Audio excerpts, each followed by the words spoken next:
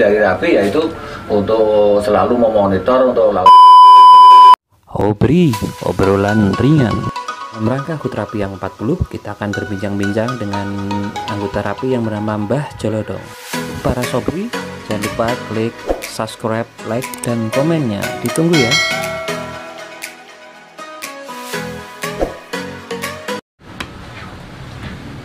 Selamat siang. Jumpa lagi dengan saya Rudianto di channel Obri Obrolan Ringan bersama narasumber kita, seorang yang memberikan inspirasi kepada kita semua, yang tidak lain dan tidak bukan dialah Bapak Jolodong dari Rapi. Selamat siang Bapak. Selamat siang. Ini mau mau ngobrol-ngobrol sedikit. Ya. Bapak kan bergabung dengan komunitas Rapi, anggota Rapi. Ya. Mau minta obrolan ringkasnya tentang Rapi. Rapi itu apa sih Pak? Rapi itu adalah radio antar penduduk Indonesia yang berdiri itu pada bulan Oktober tahun 1980 ya, 10 November. Jadi pas dari pahlawan gitu. Hari pahlawan ya, kebetulan hari pahlawan kemarin tanggal 10 November itu untuk radio antar penduduk Indonesia sendiri sudah berumur 40 tahun. Jadi sudah lama sekali, sudah termasuk tua juga ya Pak. Ya itu mungkin istilahnya organisasi yang resmi dan yang paling tertua ya mungkin itu untuk radio antar penduduk tersebut. Kira-kira itu Rapi itu dia memakai frekuensi gimana Pak? Kan ada kayak Senkom, terus ada selain Senkom ada selain Rapi. Kalau Rapi sendiri itu yang memberikan frekuensi itu dari Kemeninfo. Iya. Itu di channel atau di BMT sekitar ya berkepala 14. Yang misalnya 14.024 itu ya. Tapi juga Pak, ini Rapi itu setiap ada ya, seluruh Indonesia itu ada. Ya ada. Ya.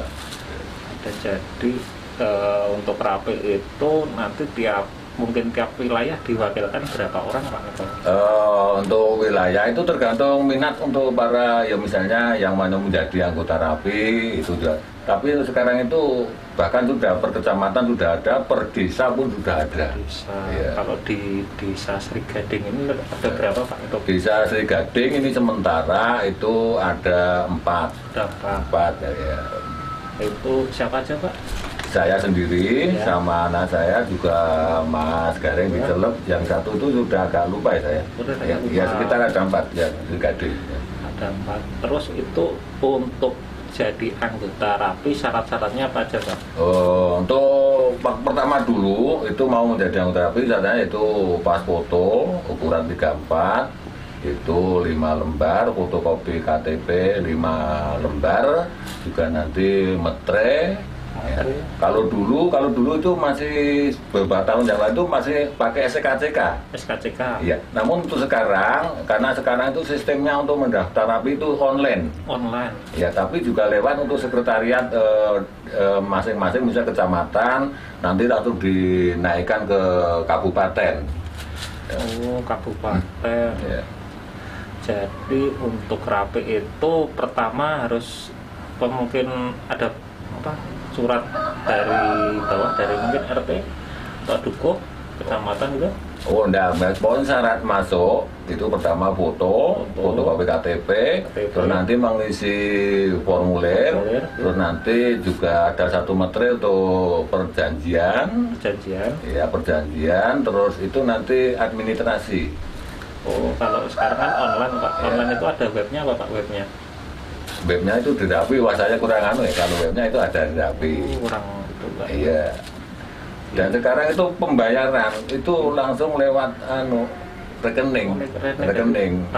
Transfer dari pusat, mungkin untuk daerah, terus kabupaten.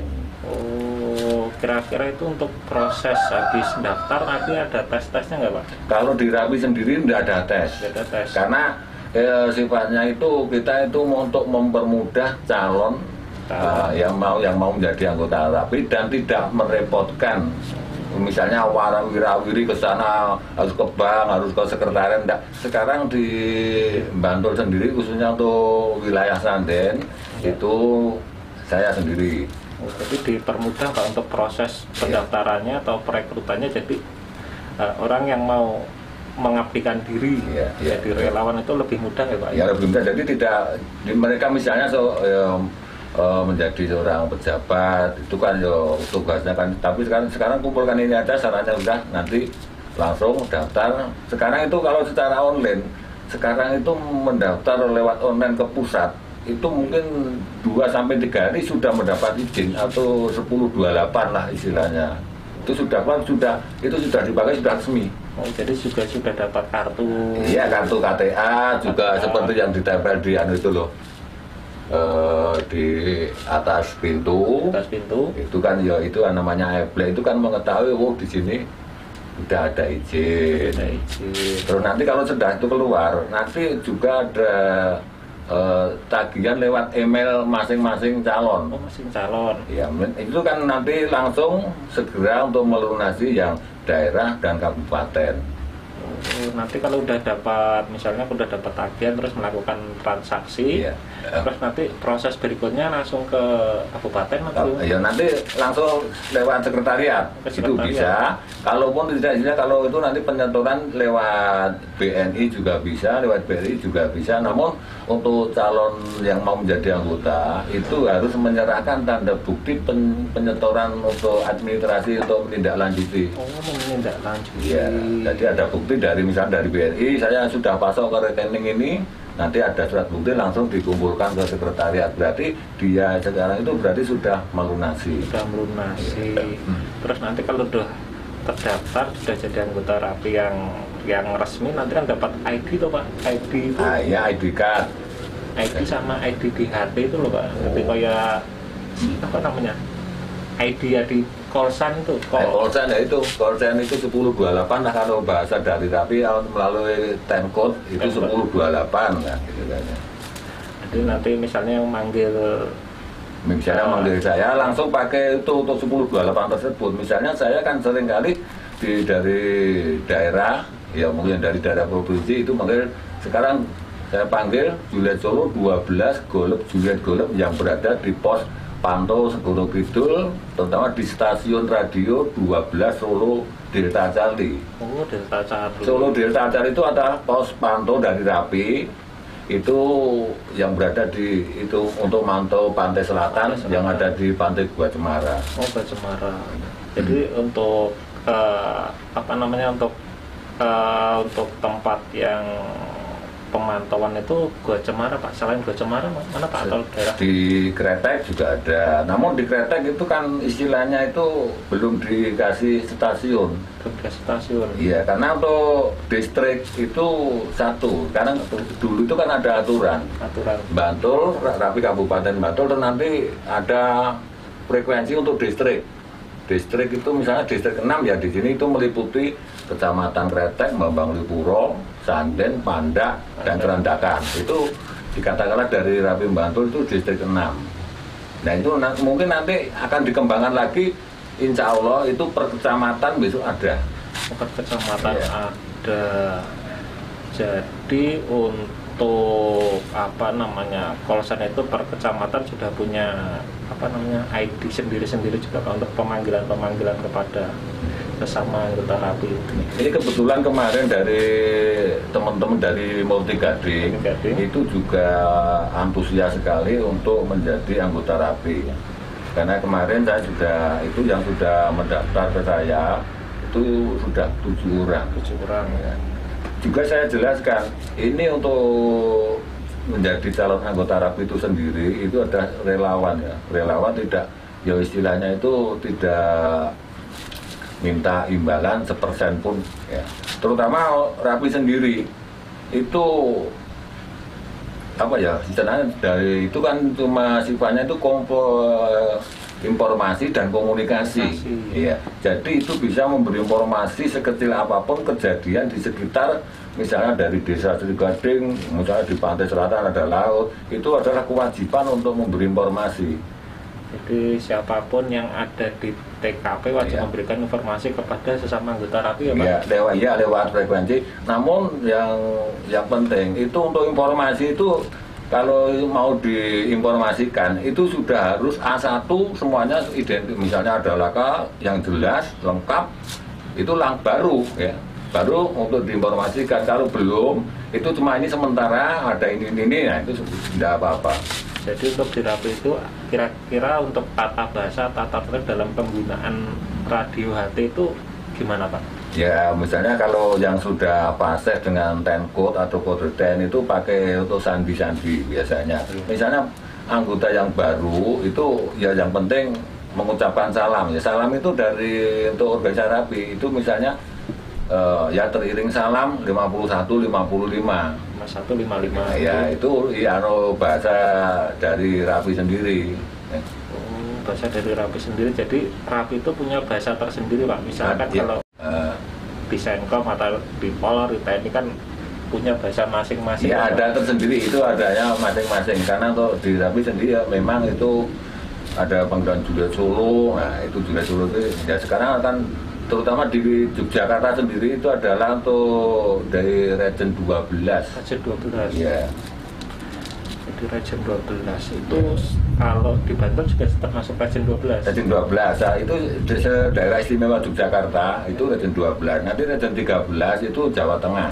Oh Jawa Tengah, dari hitungannya dari Aceh itu Pak, Region 1. Iya dari Aceh sampai sana Sabang sampai Merauke ada itu semua. Sampai Merauke. Itu untuk anggota RAPI se-Indonesia kira sudah mencapai berapa Pak? Berapa juta? Sekarang gini aja, yang kita kita dilihat atau kita tinjau dari kabupaten sendiri. Kabupaten sendiri? Di kabupaten sendiri, di Kabupaten Bantul itu kurang lebih ada sekitar 3.000. 3.000 banyak sekali Pak. Itu ya yang di Kabupaten Bantul kurang lebihnya itu. Itu belum nanti ke daerah istimewa Yogyakarta. Jadi nanti kalau ada namanya bisa reuni apa gimana juga sering ya Pak? Reuni. Nanti misalnya di kecamatan itu mungkin ada waktu di kecamatan belum ada untuk pengurus dan sekretariat. Misalnya ada yang langsung mendaftar lebih dari 15. Nanti kan ada pengukuhan untuk susunan pengurus. Ya itu nanti ya istilahnya nanti di beberapa dari mungkin kecamatan lain itu juga ikut diundang untuk menyaksikan gilo. Kalau di kecamatan sini itu sudah ada sekretariat RAPI pengurusnya ini. Jadi sudah komplit ya Pak, dari komplit. Mungkin penanggung jawab, seksi ya, boleh sudah lengkap. Nanti yang untuk mengukuhkan sendiri dari RAPI daerah. Iya Pak. Jadi termasuk luar biasa Pak untuk pembuatan susunan organisasinya. Kemudian di pantai selatan ini kan sering terjadi, ya nggak sering ya Pak, mungkin tiap tahun ada bencana atau gimana yang tak terduga lah. Terus nanti kalau reaksi dari RAPI untuk membantu satgas itu apa aja Pak? Untuk kami sendiri ya, karena sudah diberi radio stasiun untuk pantauan yaitu 12 Solo Delta Cali. Jadi untuk saya setiap pagi, siang, dan sore, dan malam, bahkan ada sewaktu mungkin emergensi, saya untuk tetap memberi informasi ke pusat ya, sedang di Bantul maupun yang di daerah. Nanti kalau kira-kira di Bantul itu nama apa namanya? Nama stasiunnya apa Pak? Nama kalau di Bantul itu adalah Solo Whisky 02. Solo Whisky 02. Kalau yang Solo Whisky 01 itu kota. Nah, terus nanti untuk di Kulon Progo itu Solo Whisky 03. Terus nanti Gunung Kidul Solo Whisky 04. Terus Sleman itu Solo Whisky 05. Ya. Jadi untuk misalnya kalau di daerah yang susah sinyal HT itu gimana Pak untuk upaya biar bisa berkomunikasi?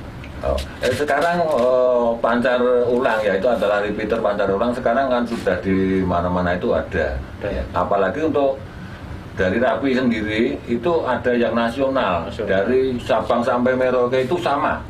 Ya. Misalnya saya frekuensinya yang di daerah Yogyakarta itu frekuensinya 14 204. Saya ke Surabaya buka 204 juga bisa.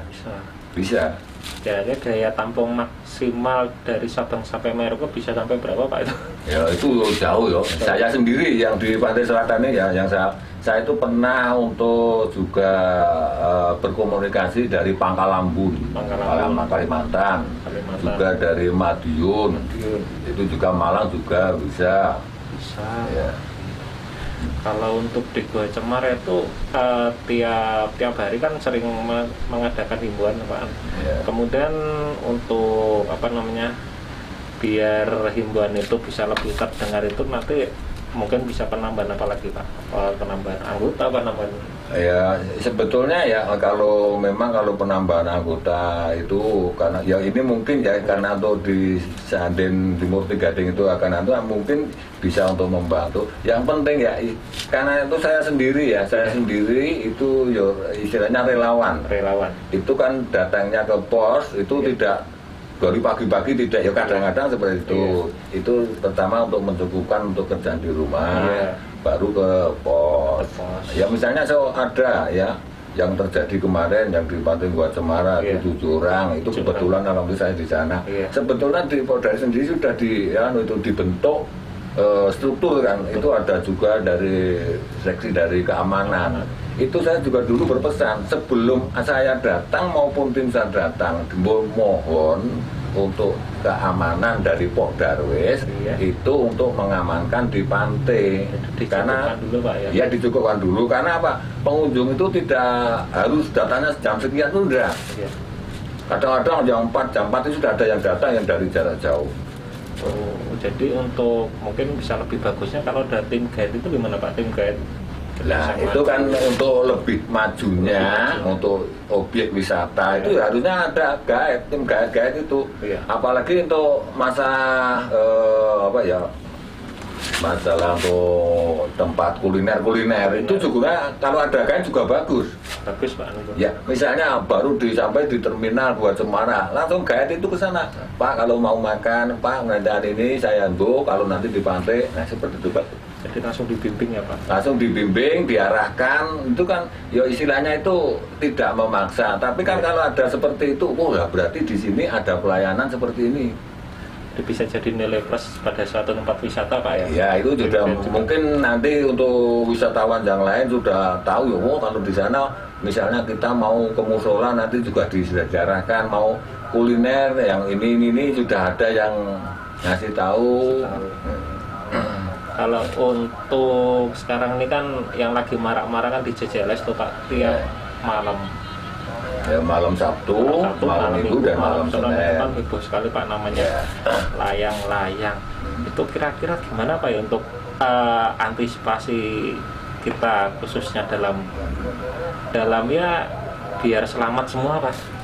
Ya kami sendiri dari organisasi Rapi itu kan sudah menjadi mitra dari Polsek Santen maupun dari Polairut maupun Posal TNI AL. Itu tentunya kami selalu memantau setiap ada event-event itu entah dari jam berapa sampai jam berapa tentunya saya tetap memantau dan memberi informasi-informasi terutama kepada berhubung saya itu di wilayah Desa Sri Gading itu langsung saya menghubungi untuk Babin Kamtibmas Sri Gading juga nanti dari Babin Kamtibmas itu bisa untuk dilaporkan ke atasan. Jadi saya juga istilahnya tidak gegabah memberi informasi aku harus sampai gini langsung saja kan kayak kita sekarang ini ya karena di desa juga sudah ada Babin Kamtibmas. Itu kan apalagi Babin Kamtibmas itu adalah yang istilahnya untuk mendampingi masyarakat Desa Sri Gading itu sendiri. Jadi deteksi dini atau laporan awal misalnya kalau ada suatu kegiatan jadi bisa dilaporkan langsung Pak ya ke instansi yang ya misalnya nanti ada ketindakan kriminal maupun untuk laka tentunya kami sendiri juga sudah tahu kalau ada laka itu harusnya kemana.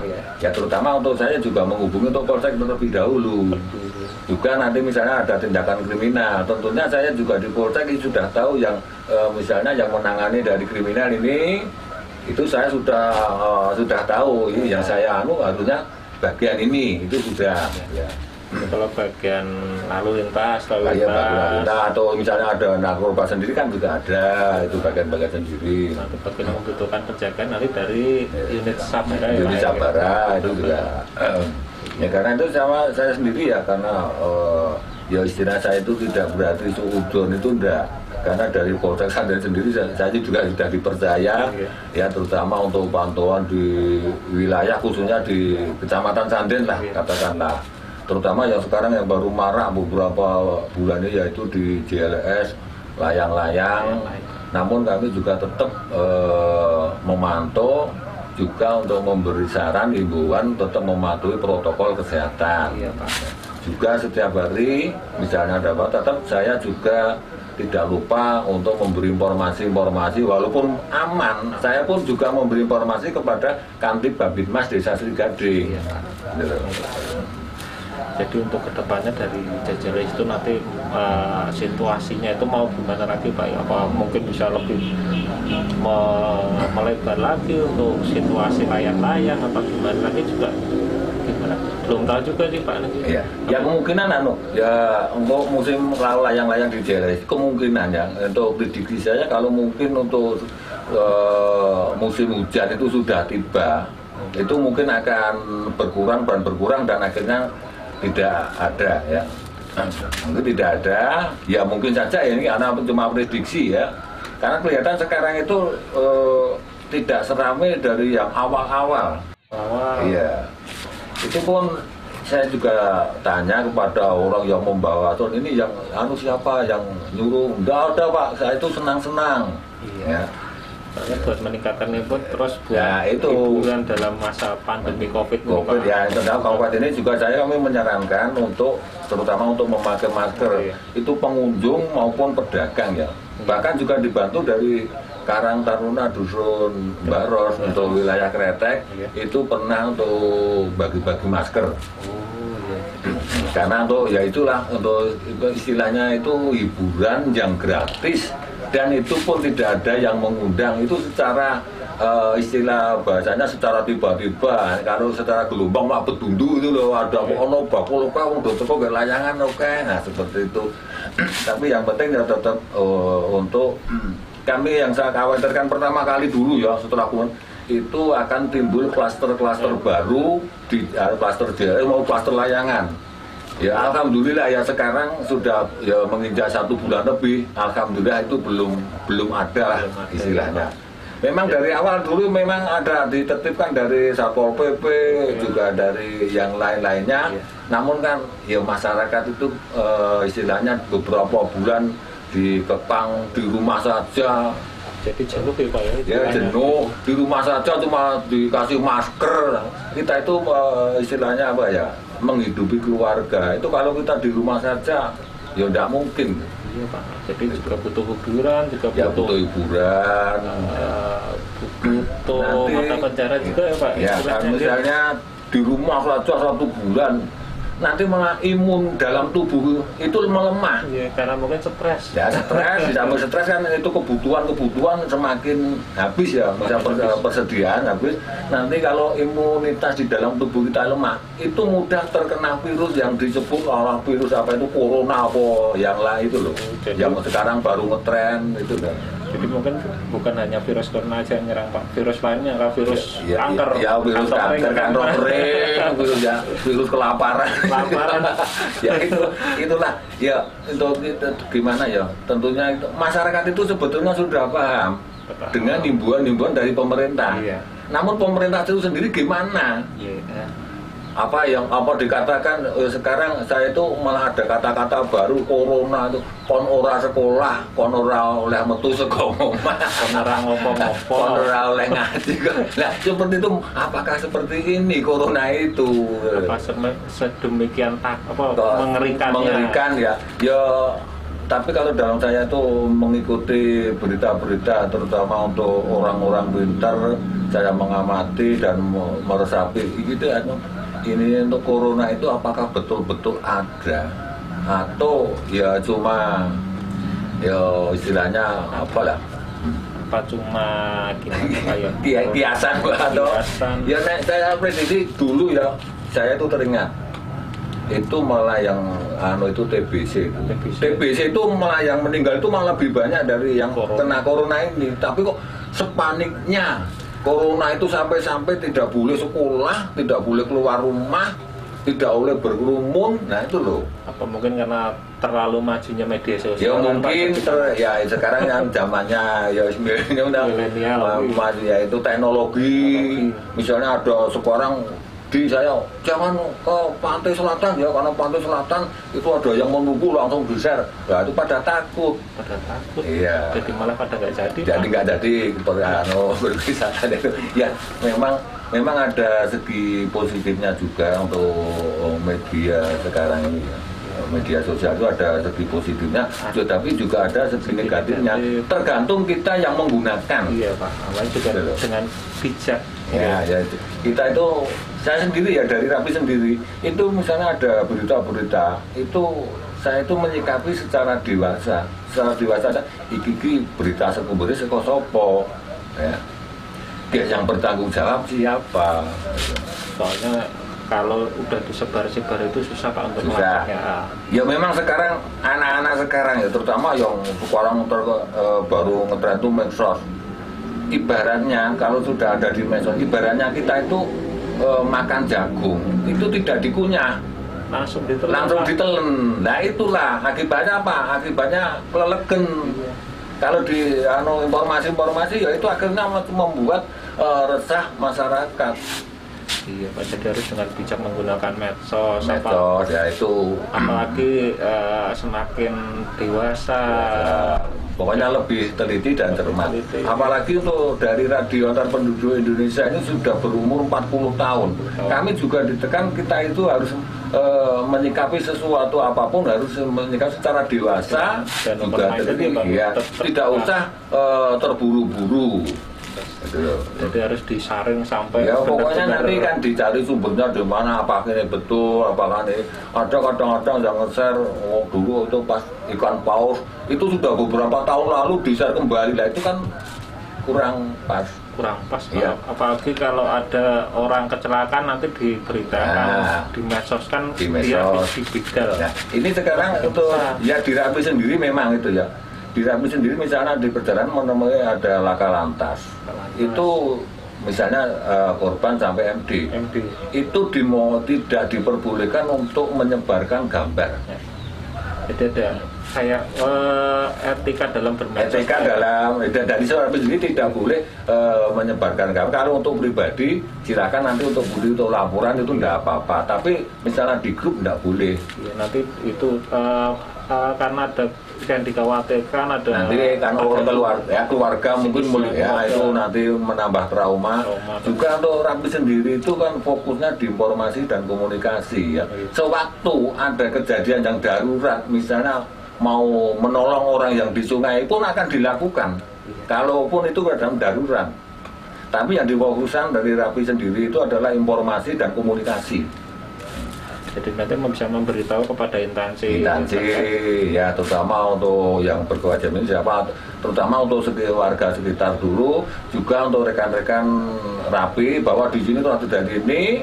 Nah atas nama ini, alamat ini, tolong kalau yang kenal. Nah seperti itu akan cepat, akan mudah, informasi tersebut itu mudah. Iya. Misalnya ditemukan orang hilang. Terus adanya misalnya bawa KTP atau orang bingung namanya KTP.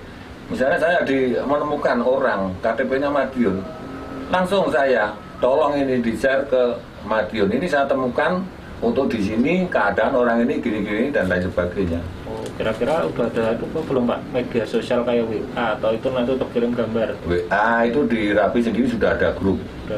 Yang misalnya saya di Bantul itu juga ada khusus Bantul. Terus nanti khusus yang daerah itu ada sendiri, yang nasional pun ada sendiri. Iya. Itu pun juga untuk TRC itu ada sendiri. Seperti saya itu TRC, itu ada sendiri. Kalau misalnya ada lampu mati juga bisa dilaporkan Pak ya, lampu mati di tengah jalan, lampu merkuri, lampu-lampu besar atau Nah, itulah bagian informasi dan komunikasi, terutama misalnya saya misalnya dari kanal lewat terus ada tiba-tiba ada angin kencang dan ada pohon tumbang yang mengenai kabel, saya langsung kontak memberi informasi terutama ke Pusdalom Bantul, ke BPBD, tolong sampaikan ke pihak yang berwenang menangani. Jadi induknya itu Pak ya, jadi nanti dimonitor semua orang sekaligus yang instansi yang terkait itu juga. Iya. Tapi kalau misalnya dari aliran listrik mati, ada yang misalnya kerobohan apa, itu saja di-share ke BPBD untuk nomor togor atau tiang, ini loh tempatnya, mulai ini nanti di sana sendiri sudah tahu. Kan BPD nanti langsung diinformasikan ke PLN. Ya, itu langsung jadi ada berita ya, ada itu kontak langsung di PLN itu ada, namun kan untuk khusus ada kebencanaan itu di BPBD. Ya. Nanti juga dari BPBD bisa datang terus datang juga. Ya, kebetulan untuk Rapi Kabupaten Bantul itu sekretariatnya jadi satu di BPBD Bantul. Oh, jadi satu atap. Jadi satu atap itu di atas, yang di atas. Itu sekretaris Rapi Bantul. Betul, jadi lebih mudah ya Pak? Lebih mudah ya, itu kan kita ya seharusnya tetap untuk informasi sekecil apapun itu harus diinformasikan. Apalagi sekarang ya, untuk istilahnya nembah bulut iki nek ana kedadian ngono iki alam lagi duwe gawe. Nah, seperti Gunung Merapi. Jadi ilmu titen apa perang atau pongsong ya itulah orang dulu memang dikatakan tepat ya, tepat yang mana ramalan itu kan ya kadang tepat kadang tidak ya, walaupun nanti geser sedikit ya itu menjadi hal yang biasa lah. Apalagi untuk sekarang Merapi sudah ditingkatkan menjadi siaga. Saya pun setiap itu harus memberi informasi tentang kondisi laut. Karena untuk laut sendiri juga berhubungan dengan Gunung Merapi. Jadi nanti bisa menguap atau dan nanti entah itu keadaan air, misalnya Gunung Merapi langsung meletus, pasti ada efeknya yang di laut. Mungkin gelombang tinggi itu. Gelombang tinggi juga bisa. Dulu itu tahun berapa waktu Gunung Merapi meletus erupsi, itu yang ditunggu, yang diamati, yang di gunung terus. Tapi tiba-tiba yang di pantai selatan, ombak datang besar abrasi itu. Tidak dimonitor Pak? Tidak dimonitor kebetulan. Nah sekarang untuk saya sendiri dari Rapi yaitu untuk selalu memonitor untuk Laut Selatan. Terus nanti yang di Merapi sendiri juga ada, bahkan dalam untuk status siaga ini dari Rapi sendiri sudah mendirikan sekitar ada 12 pos di lereng Merapi, ya, di Bangunarjo, Klaten, juga Cangkringan dan lain sebagainya. Ya kemarin juga dari itu sudah disiagakan Pak itu kemarin. Makanya untuk suhu juga meningkat menjadi panas. Ya sekarang panas ya memang betul. Karena menurut informasi teman yang di sana dari BPTG Kaliurang itu ke Gunung Merapi itu membengkak sehari 10 cm. Terus nanti ada kayak lahar-laharnya. Lahar ya ada, memang ada letus kegempaan ringan itu pasti terjadi bahkan satu hari sampai 30 kali. Itu kan dari BPTG Kaliurang itu setiap jam 9 pasti memberi breaking news. Iya, nanti kalau disusul dari stasiun radio Solo Delta Cari yang di pantai selatan. Jadi untuk memantau biar bisa saling sinkron antara Merapi dan laut. Dan mungkin bisa satu jalur Pak ya, kayak patan atau ya mungkin saja itu karena apa ya, misalnya kok di sana mengeluarkan pasir ya, pasirnya itu dari mana atau menyedot dari kita itu tidak tahu. Yang penting itu menurut orang-orang pintar itu antara Merapi dan Laut Selatan itu tetap ada hubungan. Ya. Jadi hubungan dari dulu kayak hubungan dari medisnya juga memang ada, hubungan dari alamnya ada, hubungan dari sejarahnya juga ada Pak. Jadi memang kalau keraton kan Merapi jeblok, laut Itu seperti waktu bertahun yang lalu kan seperti itu ya. Iya. Dan kami sendiri ya, dari Rapi sendiri juga selalu ada BU, adalah bimbingan organisasi.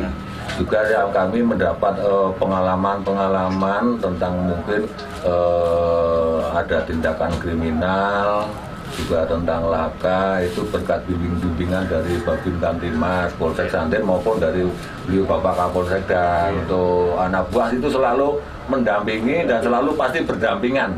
Bila terjadi apa-apa, pasti saya, gimana Mbak, Selatan ini ada ini, pasti. Ya alhamdulillah kami sendiri itu kami juga merasa bangga. Kenapa? Saya itu sebagai orang dusun dipercaya instansi yang satu-satunya yang ada di Kecamatan Santen.